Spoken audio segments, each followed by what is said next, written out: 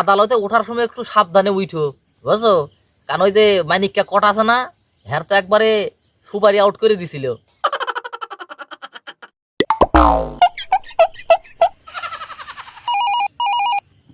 এ কি ডারে এই সময় আবার ফোন দিল?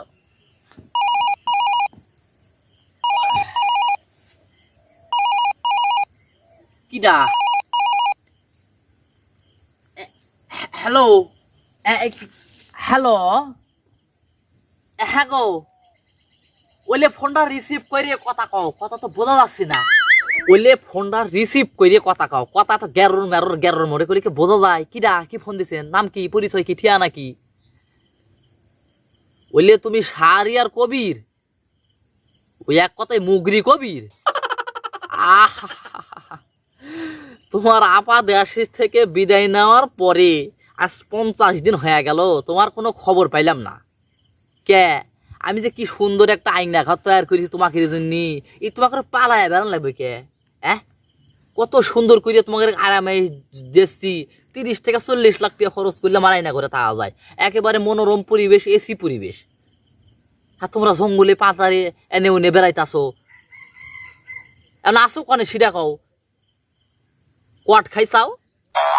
এ কট খাইছাও মানে কি, ধরা খাইছাও? আহ, এই 40-45 দিন সিপার মধ্যে ঢুকিয়ে থাকি, আবার আজকে কট খেলে কেমলা? কেমনে কট খাইলে? আত্মীয় ধরা খাইছাও?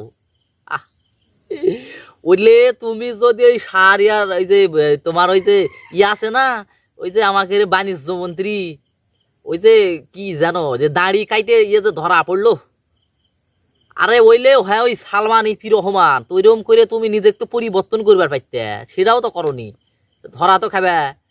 মুগরির পাপালের মতো তোমার দুইটা মস। আচ্ছা এখন অবস্থা কি সেটা কও? জেলের মধ্যে থেকে ফোন দিছাও? আহা হা হা, এখন আর কি করার? সারা জীবন অন্যায় করে চাও, দুর্নীতি করে চাও, সিটারি বাটপারি দালালি কথাবার্তা কইয়া মানুষকে বিভ্রান্তি করে চাও। মানুষের তো একটা আক্রোশ আছেই তোমার প্রতি। ভাগ্য ভালো যে জনগণের হাতে পড়ো নাই, বুঝাও? তাইলে তোমার একবার চ্যাপটা বানাইতো, রুটি পিঠার মতো চ্যাপটা বানায় ফুটবল খেলতো। এখন দালালি ছাড়ো, বুঝো? এখন দালালি করিয়া কোনো লাভ নাই। তোমার আপাত গেছে জামাইয়ের দেশে, সেই 40-45 হয়ে গেল, তোমাকে না জানাই চলে গেছে। তা শোনো, একটা কথা কই, এখন আমাদের কাছে ফোন টোন দেওয়া বাদ দিয়ে কেমনে গরম ডিম নিবে সেই প্রস্তুতি নাও, বুঝো? কারণ তোমরা সারা জীবন যে অন্যায় করি চাও, যে দুর্নীতির কথাবার্তা গুলো কই চাও, জনগণকে যে ক্ষিপ্ত করি চাও, খালি ডিম কইল দিলে তো হবি না, বোঝাও? আর আদালতে ওঠার সময় একটু সাবধানে উঠো, প্রোটেকশন একটু ভালো করে নিয়ে উঠো, বুঝছো?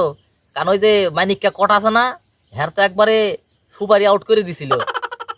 হ্যাঁ, তোমার প্রতি কোন মানুষের টার্গেট কম নাই, সাবধানে উঠো, বুঝো? না জানি আবার তোমার সুপারি আউট করে দেয়।